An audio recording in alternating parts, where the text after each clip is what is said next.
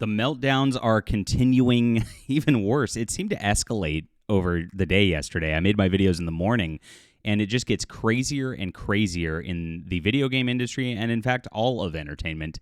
Now it looks like a Blizzard Activision employee is contemplating violence following Donald Trump's election. We never condone such things here, guys. This is something that is very, very bad, and you guys should relax, honestly. This is my Fandom Pulse Substack, everybody. We are building a news website here, and Substack's a great place to do so. They allow free speech, and I'm bringing over John Trent. You can see him writing articles right now. John Trent was the editor-in-chief of Bounding Into Comics for a lot of years, and he wrote like pretty much 90% of the articles that all the YouTubers use for all their video content, and really is an unsung hero of the community. And so he left there because of censorship about a year ago and went over to That Park Place for a bit, who are great friends at the channel. And, of course, that's been used for a while now as well. And so now he's joining us full-time. And so we are going to be starting on Monday, pushing very, very hard, probably 5 to 8 articles a day, so that you can be on top of entertainment journalism on every single front. I've been writing myself. My focus is mainly on science fiction books and comics. I'm a science fiction writer, and that's why I am in that realm. And John's focus is video games. So we have a lot covered. And so this is going to be very, very big. And I'd love for you to get in on the Substack right now. It's in the description below. Basically, you will just be signed up and you can get email blasts with like the top stories of the day. And then if you want to become a paid member, we allow comments on there. We'll have some paid content for you guys as well. And it helps us because we're trying to do this full time here. And it's because Google's throttled us. In the past, Google's given us major problems. I had this on its own website for a bit and not on Substack, and I was crushing it with the Sweet Baby Inc. coverage. And then Google just went, oh, we're not going to serve you on impressions anymore. You could see the drop-off. I made a video about it back in like April or May. It was like we were getting like 60,000 clicks a day and hundreds of thousands of impressions, and then suddenly it was 0 every day. It's like, how do we go to 0 impressions? So there were some shenanigans going on there, and you know they're going to flip out even more after the election and all that with these people doing this. Big tech's gone crazy. Google likes to control things. They want outlets like Kotaku and IGN to win, and so this is our answer, Substack. So come on here where we're writing all these cool articles.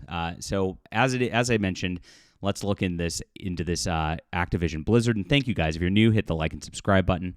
Really appreciate you for supporting real journalism as we tell the truth of what's happening in gaming.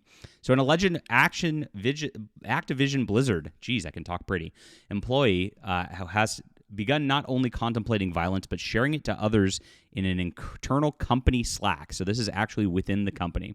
Mark Kern, Grums, our good friend, shared a screenshot of an alleged internal Slack communication that shows an anonymous Activision Blizzard employee writing, "It must be working on redacted to make me more violent, but I have never been more tempted to buy a gun." Wow, crazy. Grums commented, "The more Slack leaks from Activision Blizzard, dev contemplate gun violence. Other devs now see the benefit of armed defense. They are losing it," and you can see right here, and they're working on a game. It's been redacted out. Arm the left, somebody said. After all, an armed minority is harder to oppress. If you can afford it, get life insurance. No one fights harder than insurance companies, and if more minorities get them, it'll be harder for hate crimes to get swept under the rug. Really, really weird. I'm seeing a lot of posts like this with the election meltdowns. There was somebody who pretends to be a science fiction author named Patrick S. Tomlinson. He's quite a rabbit hole to go down if you guys want to find his Kiwi Farms thread. But he started posting like his like fan fiction in his head that like Trump supporters are going to start hunting people down in the streets. I mean, it was absolutely unhinged, and we'll cover that in another video later.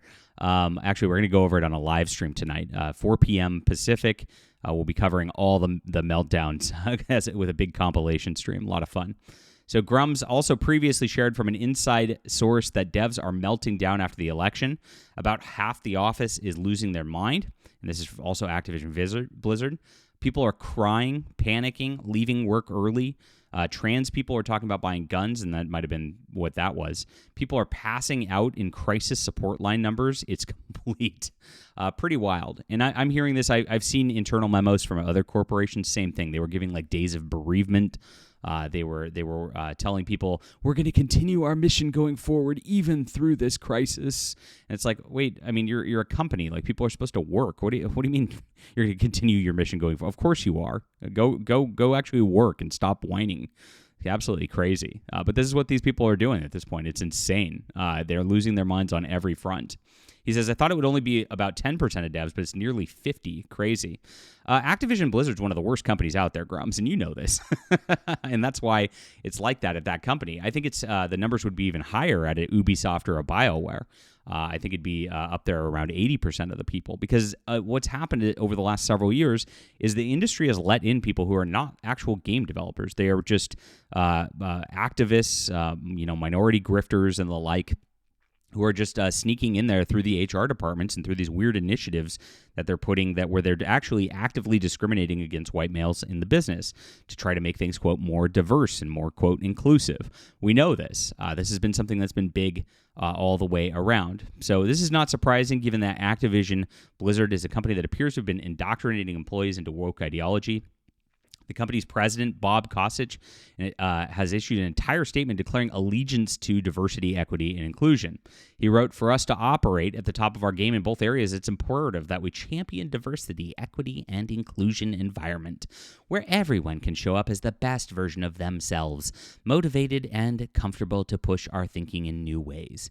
As we look at our player community, we properly reflect the diversity of our players and our teams and in our thinking in order to exceed their needs and expectations as they connect to our incredible games.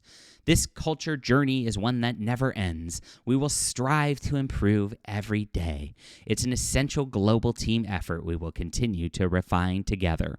Well, gosh, if they had been actually focusing on gameplay rather than diversity over the last few years, maybe they'd still have more players. I mean, World of Warcraft has turned into a complete joke.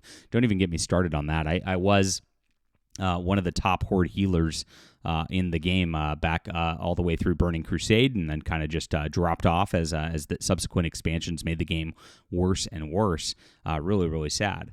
But this is Activision Blizzard. This is who they are. As you can see, diversity fuels innovation. So we're creating an environment where differences are embraced, valued, and celebrated, and always welcomed. Do you want to bet that diversity of real gamers and white males and Christians are not welcome there?